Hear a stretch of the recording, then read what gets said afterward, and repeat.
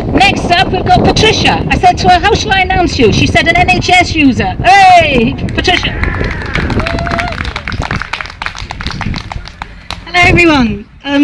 Not accustomed to public speaking, but here we go. 48 years ago, I was diagnosed with diabetes, and I was living with my parents in Lewisham Borough at the time.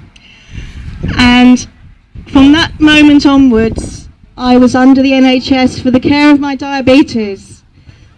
And I just want to say that without the NHS, I don't think I'd be as healthy and well and solvent as I am today, because the NHS pays for all my medication. I get fabulous care. Under Lewisham for 40 years, I saw a specialist every few months. Now I'm under Guy's Hospital and the care is even better. I've got an insulin pump which would have cost me thousands of pounds to have if I didn't have the NHS supporting me and my health condition. And every day, every time I get medication, I'm grateful to the NHS for enabling me to survive and be well and healthy. The other day, one of the nurses at Guy's Hospital said, "You look very well for your age." And I said, I think without the NHS, I wouldn't be like I am today. So, fantastic work, NHS, and we do need it, and we continue to fight for it. Thank you very much.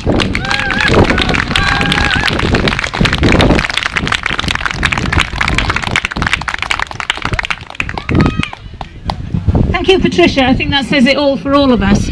And next up, we've got, what's your name? Oh yeah, Tim. Tim Woodcock, who's the chair of Grensham Bexley TUC. Big hand for Tim. Hooray. Hello. The first thing I want to say is just thank you all for coming, and thank you all for asking people to come as well.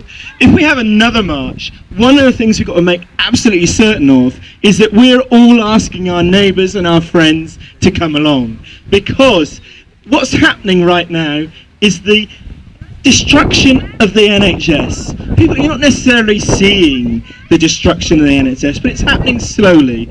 When you go along, you say, I would like an x-ray, and they send you to a hospital in Blackheath, and you say to yourself, but I've never been to this hospital before. It's because they're charging the NHS to use their services, and that sort of thing is going to be what's happening more and more. One of the things that this gives the opportunity for this government to do is to run down the NHS, run down the nurses, run down the services slowly, so that what they can do is say, we need private help. Okay, that's exactly what they're going to do. When they got rid of, or trying to get rid of, the post office, that's precisely what they did there.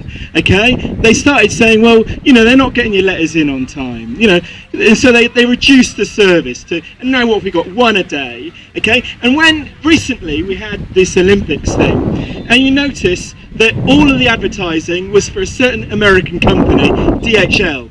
They could have given that contract to the post office.